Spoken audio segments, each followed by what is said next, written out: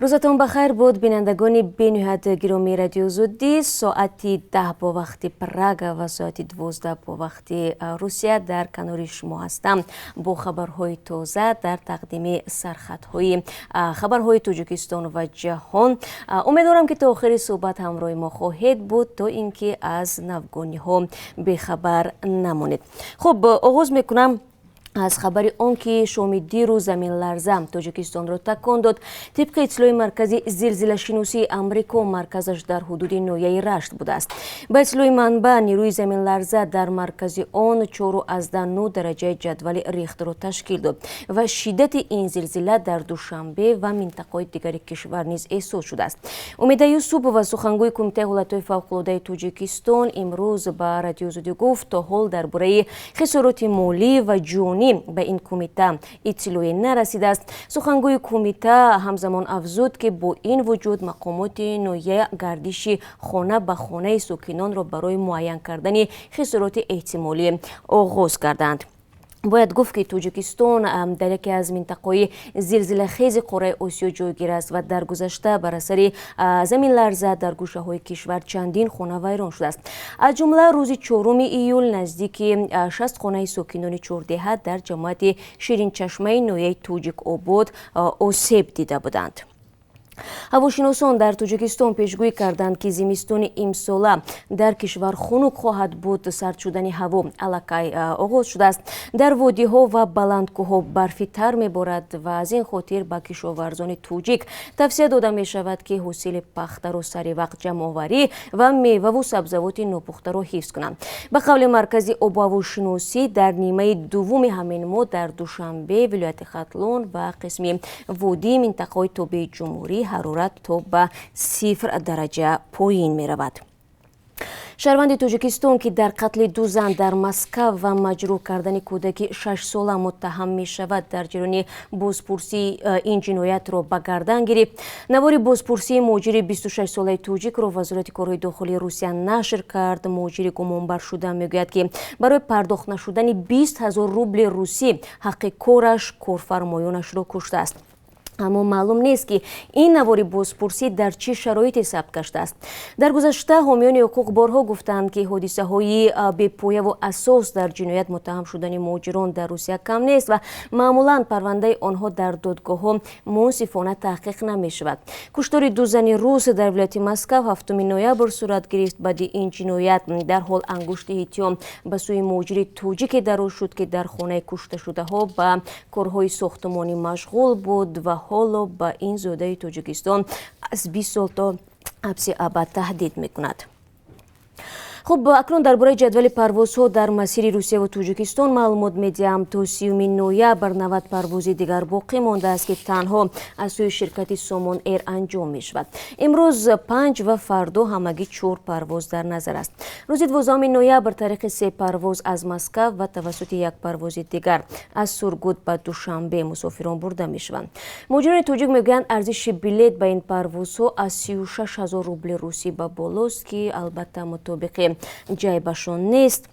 روی افتند به پروازهای چارتری چون پیشتر طریق نامنویسی از جانب سفارت و نمایندگی تاجیکستان در روسیه عملی می‌گردد، ولی طبق مشاهده ها حالا دیگر در نزد بینای سفارت مثل چند ماه قبل نوبت پایی به نظر نمی‌رسد و از جمله مهاجرانی که در دوره کارانتین به وطن بازگشته بودند اکنون خواهشمندان سفر به روسیه بیشتر می‌شود.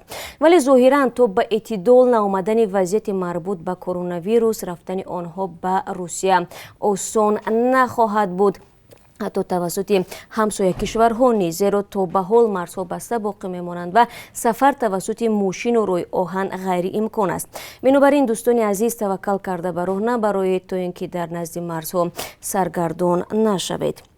در واقع شرکت هوایی یوتر گفته است که بلیت پرواز چارتری از دوشنبه به مسکو را که روز 14 نوامبر در نظر است بر عوض تا 45,000 روبل روسی فروخته است. در این باره خبرگزاری آسیا پلوس می نویسد به قول منبع همه بلیت ها به این پرواز الکی به فروش رفتند. 2 پرواز دیگر چارتری از دوشنبه به مسکو روزهای 21 و 28 نوامبر به نقشه گرفته شده است و بلیت ها هنوز در فروش نیستند. نماینده ширкати ютер ба хабаргузорӣ гуфтааст шумораи хоҳишмандони сафар аз тоҷикистон ба русия хеле зиёд аст, вале теъдоди ҷойҳо дар ҳавопаймо маҳдуд мебошад. хоҳишмандон имкон доранд билетҳоро тавассути сайти расмии ютер дар интернет ва ё дар кассаҳои билетфурӯшии тоҷикистону русия харидорӣ кунанд. ширкати ютер мегӯяд бинобар он ки ҳавопаймоҳо аз Москав ба Душанбе холӣ меоянд, нархи билетҳо аз 42 то 45 ҳазор рубли русӣ таъин шудааст. агар иҷозати овардани шаҳрвандони тоҷикистон мебуд, он гоҳ нархи билет низ арзонтар мешуд, мегӯяд ин ширкат. ёдовар мешавам ки ҳафтаи гузашта ютер аз мақомоти тоҷикистон барои анҷоми парвозҳои чартерӣ дар хатсайрҳои Душанбе Москав ва Хуҷанд Сургут иҷозат гирифт. санаи ташкили парвоз дар масири Хуҷанд Сургут баъд аз ташкили рӯйхати мусофирон маълум карда мешавад. эмомалии раҳмон президенти тоҷикистон гуфтааст дар давраи пандемия зарур аст барои интиқоли бемамонияти молҳои дорои аҳамияти иҷтимоӣ шароит фароҳам оварда шавад. ин ҳарфҳоро раиси ҷумҳурии тоҷикистон дирӯз дар иҷлосаи онлайнии кишварҳои узви созмони ҳамкории Шанхай баён доштааст. ӯ ҳамчунин ҳамтоёни худро барои ширкат дар ҷаласаи ҷашнии созмони ҳамкории Шанхай ки аз 16 то 17 сентябри соли 2021 дар Душанбе дар назар аст даъват кардааст. зеро раёсат дар созмони ҳамкориҳои Шанхай аз Русия барои соли оянда ба ҷониби Тоҷикистон гузашт.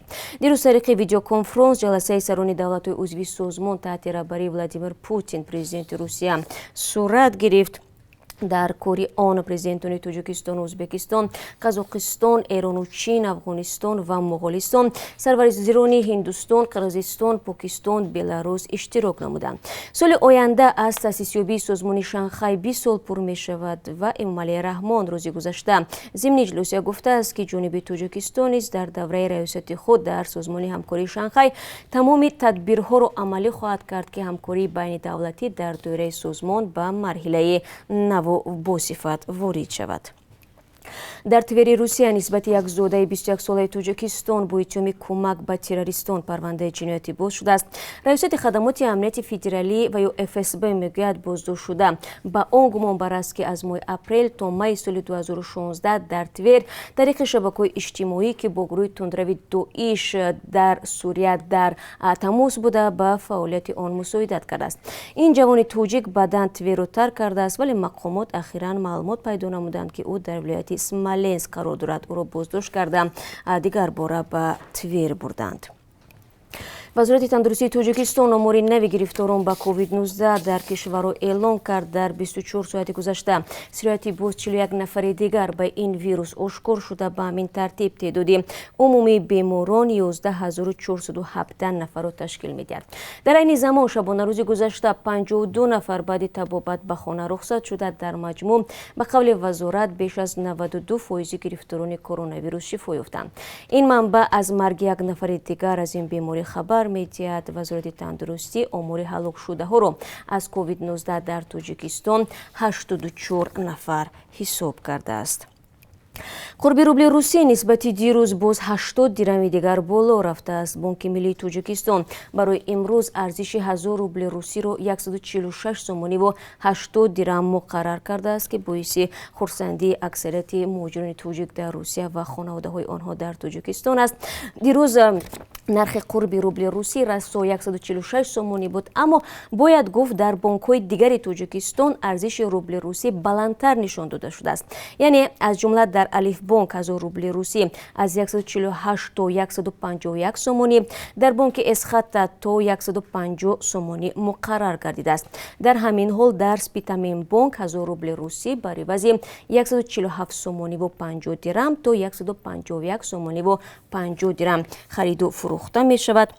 ва шумо бинандагони азиз имкон доред ки интихоб намоед ки тариқи кадом бонк метавонед пулҳои худро аз Русия ба Тоҷикистон интиқол бидиҳед. ва як сокини шаҳри Душанбе мақомоти интизомии Тоҷикистонро ба ваъдахилофӣ муттаҳам карда мегӯяд ягона писарашро ба хотири афв шудан аз Дубай ба Тоҷикистон омада буд маҳкум ба зиндон карданд. додгоҳи ноҳияи Исмоили Сомонии пойтахт Дилшод Ҳайдарови 30 соларо ба 16 соли зиндон маҳкум кард. ӯ ба муомилоти ғайри ғайриқонунӣ воситаҳои нашъадор ширкат дар ташкилоту иттиҳодияҳои фаъолияташон мамнӯъ ва ҷалби ғайриқонунии шаҳрвандон ба воҳиди мусаллаҳ ё амалиёти ҷангӣ дар ҳудуди дигар давлатҳо гунаҳгор дониста шудааст. пайвандони дилшод ҳукми додгоҳро ноодилона мехонанд ва мегӯянд, ки додрас бояд ихтиёран баргаштани ӯро ба назар гирифта аз толори додгоҳ озод мекард. Дар додгоҳи ноҳияи Исмоили Сомонӣ бошад ба радиозодӣ гуфтанд, Дилшод ҳангоми мурофиаҳои додгоҳӣ ба бегуноҳиаш пофишорӣ намудааст ва бинобар ин татбиқи эзоҳ ва ё мавриди афв қарор гирифтанаш ғайриимкон мебошад. Дар ҳамин ҳол бархи огоҳон бар ин назаранд, ки ба парвандаи афроде, ки аз ҳамкорӣ ба гурӯҳҳои ифротӣ ихтиёриан даст кашида ба ватан бармегарданд, бояд таваҷҷӯҳи ҷиддӣ сурат бигирад. Дар акси ҳол самимияти барномаи афви бозгаштагон зери савол меравад. бинандагон, ин чанд хабари тозае буд, ки дар ин соат ман барои шумо гуфтам. бо хабарҳои бештар аз ин ман ҳамаи шумо азизонро дар барномаи хабарӣ баъд аз 30 соати дигар мунтазир хоҳам буд ва ёдовар мешавам, ки ман ҳамарӯза шуморо дар пахши хабарҳои радиоозодӣ, яъне дақиқтараш дар Сархатти хабарҳои рӯз соати 12 бо вақти Русия мунтазир хоҳам буд. ҳамин гуна дар барномаи хабарӣ шуморо интизорам. то дидори навбати худро эҳтиёт кунед ва бо умеди мулоқоти аз ин бештар.